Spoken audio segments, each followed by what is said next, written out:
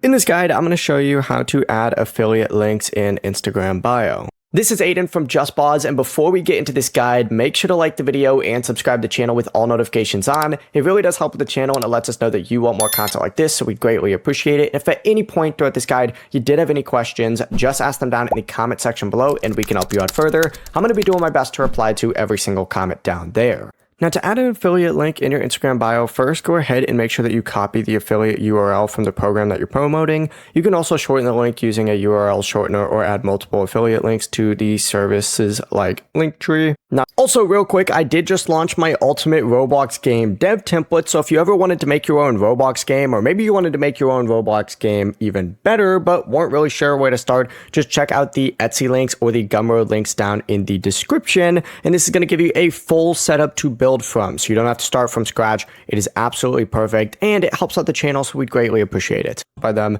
but it is a recommendation.